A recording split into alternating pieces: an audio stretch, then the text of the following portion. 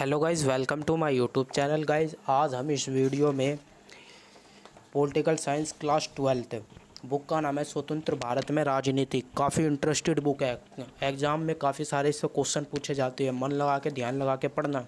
इसका पहला चैप्टर शुरू करते हैं। पहला चैप्टर का नाम है राष्ट्र निर्माण की चुनौतियाँ। बड़ा ही ध्यान लगा के सुनना, एग्ज़ाम में क्वेश्चन पूछे जाते हैं, ज़रूर पूछा जाएगा इस चैप्टर में से। ठीक है गाइज़, शुरू करते हैं कुछ बेसिक तथ्य से बात को। लगभग 200 वर्ष के अंग्रेज़ों की गुलामी के बाद 14-15 अगस्त सन 1947 की मध्य रात्रि को हिंदुस्तान आज़ाद हुआ। जैसे कि आप जानते हैं कि 14-15 अगस्त मध्य रात्रि को हमारा हिंदुस्तान आज़ाद हुआ था। लेकिन आज़ादी के साथ देश की जनता को देश के विभाजन का सामना करना पड़ा। जैसे कि आप जानते हैं कि भारत जो था दो भागों में विभाजित हो गया था, एक पाकिस्तान और एक भारत। ठीक है गाइस, संविधान सभा के एक विशेष सत्र में प्रथम प्रधानमंत्री जवाहरलाल नेहरू ने भाग्यवती से चिर प्रतिष्ठित भेंट या टीस्ट विद डेस्टिनी के नाम से एक भाषण दिया। नहीं आया ना समझ में? एक नंबर में ही क्वेश्चन पूछा जा सकता है। ठीक है, दोबारा समझाने की कोशिश करता हूँ। स्वतंत्र भारत के प्रथम प्रधानमंत्री जवाहरलाल नेहरू थे।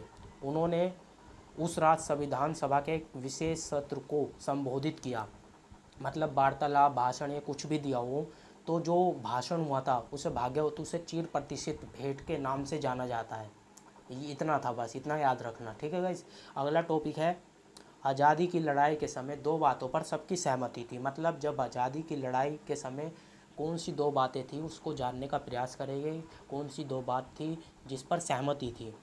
पहली जो बात थी, आज़ादी के बाद देश का शासन लोकतांत्रिक पद्धति से चलाया जाएगा। मतलब जो पहली जो बात थी, शासन लोकतांत्रिक पद्धति से चलाया जाएगा। मतलब यहाँ कोई तानाशाही नहीं होगा, कोई राजा का शासन नहीं होगा, सिर्फ जनता के द्वारा जनता के लिए शासन चलाया जाएगा आज़ादी के बाद। ठीक है गाइज।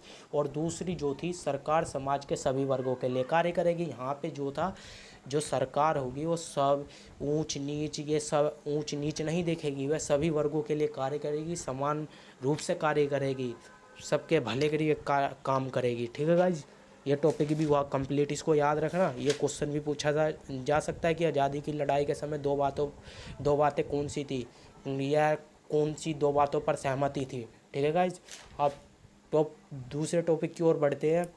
राष्ट्र निर्माण की चुनौती काफ़ी महत्वपूर्ण क्वेश्चन है। ठीक है, इसको समझने का प्रयास करेंगे। राष्ट्र निर्माण की 3 चुनौती थी। ठीक है गाइज, पहली जो चुनौती थी, देश को एकता के सूत्र में बांधना। ये सब में बड़ी चुनौती थी। ठीक है, राष्ट्र निर्माण में। ठीक है गाइज, और दूसरी चुनौती लोकतंत्र की स्थापना, यह भी सबसे बड़ी चुनौती थी। और तीसरी सबका विकास। मतलब समझा जाए, तीनों चुनौती बहुत महत्वपूर्ण थी ये राष्ट्र निर्माण के लिए। ठीक है गाइज, ये 3 चुनौती थी जो राष्ट्र निर्माण की। ठीक है गाइज, एक एक करके तीनों को जानने का हम प्रयास करेंगे। ठीक है गाइस, पहला जो है, देश को एकता के सूत्र में बांधना, समय बड़ी चुनौती। एकता के सूत्र में बंधे एक ऐसे भारत को गढ़ने की थी जिसमें भारतीय समाज की सारी विविधताओं के लिए जगह हो। भारत अपने आकार और विविधता में किसी महादेश के बराबर था। इसमें बताया गया है कि भारत जो है कई विविधताओं वाला देश था। यहाँ पे रहन सहन, बोलने वाले अलग अलग धर्मों के अनुयायी थे। ठीक है गाइस, इनको सबको एकजुट करने की पहली जो चुनौती थी, सबको एकजुट करने की थी। आज़ाद हुआ, इनको सबको एकजुट करने की चुनौती थी। यहाँ पे बोली बोलने वाले लोग, सांस्कृतिक अलग थी, अलग अलग बोली बोलने वाले, इनको सबको एकजुट करने की चुनौती थी, पहली जो चुनौती दिखी। और दूसरी चुनौती जो थी, लोकतंत्र की स्थापना। लोकतंत्र मतलब जब आज़ाद हुआ तो पहले तो अंग्रेज़ हम पे वो हुकूमत चला रहे थे, उससे पहले राजा थे, फिर ऐसे मतलब चलता रहा। तो आज़ाद होने के बाद जो चुनौती के रूप में दूसरी चुनौती जो थी, लोकतंत्र की स्थापना, कि आज़ाद हुआ भाई, अब हमें जनता के द्वारा शासन चलाना है। तो इसको स्थापना करने की चुनौती थी। मतलब कैसे स्थापित करें? पहले जो था लोकतंत्र बड़े देशों, धनी देशों, विकास, वो पढ़े लिखे विकसित देशों में ही देखा जा सकता है लोकतांत्रिक। अब भाई इसको कैसे इतने बड़े देश में कैसे व्यवस्थित करें, ये चुनौती थी। ठीक है गाइस, सिंपल सी भाषा में बताया। आप पढ़ते हैं इसकी हेडिंग से।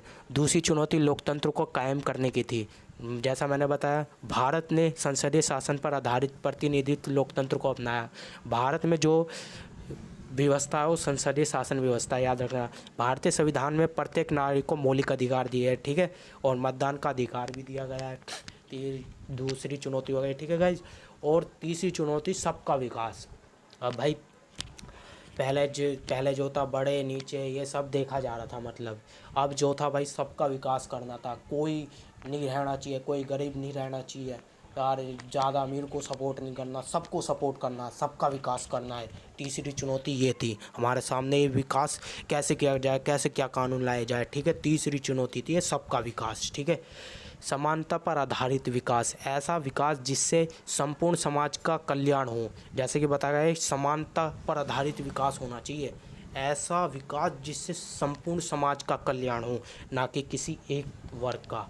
अर्थात सभी दांत समानता का व्यवहार किया जाए और सांस्कृतिक अल्पसंख्यक समुदायों को विशेष सुरक्षा दी जाए। इसमें बताया गया है जो अल्पसंख्यक समुदाय है, मतलब बिछड़ी जाति के काफ़ी गरीब लोग, सांस्कृतिक अल्पसंख्यक, उनको एक विशेष सुरक्षा दी जाए। तीसरी चुनौती ये थी। इन चुनौतियों के बारे में पढ़ा, ध्यान लगा के सुना है आपने, इसको याद कर लेना। इसमें जो बताए गए काफ़ी इम्पोर्टेंट नोट्स थे, इसको लिख लेना कॉपी में। लाइक करें,